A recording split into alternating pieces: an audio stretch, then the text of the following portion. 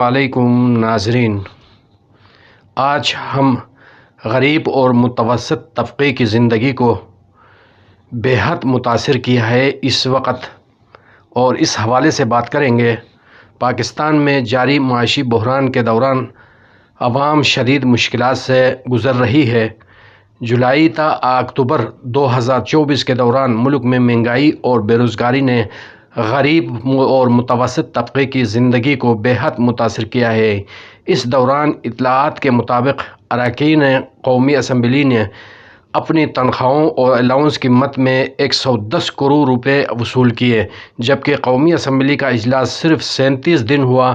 اس حقیقت نے ملک میں بڑھتی ہوئی غربت، مہنگائی اور عوام کی مشکلات کو مزید نمایاں کر دیا ہے۔ ایک جانب عوام بجلی اور گیس کے بھاری بلز ادا کرنے کے لیے پیسے جمع کرنے میں مشکلات کا سامنا کر رہی ہے، تو دوسری جانب اراکین اسمبلی کے بلند اخراجات نے عوام کو احساس محرومی میں مبتلا کر دیا ہے۔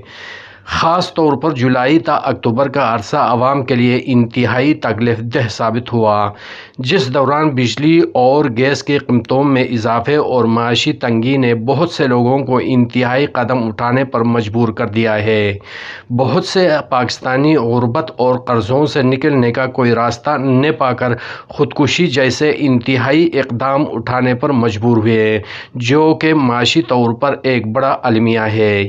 یہ صورتحال صرف اراکین اسمبلی کے الاؤنس اور مراحت تک محدود نہیں ہے، بلکہ عوامی طور پر حکومتی اخراجات اور عوامی وسائل کی تقسیم کا نظام بھی اصلاحات کا طلبگار ہے۔ معاشی بحران اور غربت کے اس مشکل وقت میں ایسے اخراجات عوام کے لیے غیر منصفانہ اور مایوس کن ہے۔ ضرورت اس بات کی ہے کہ حکومت اور عوامی نمائندے اپنے اخراجات کو محدود کریں اور عوام کی فلاح و بہبود کو اولین ترجیح دیں۔ یہ وقت ہے کہ عوام کی ٹیکسوں سے حاصل ہونے والی رقم کو عوام کی ضروریات اور فلاح و بہبود کے لیے استعمال کیا جائے۔ آج کے لیے اتنا ہی، اگلے ایپیسوڈ تک اجازت دیجیے۔ اللہ نگہبان۔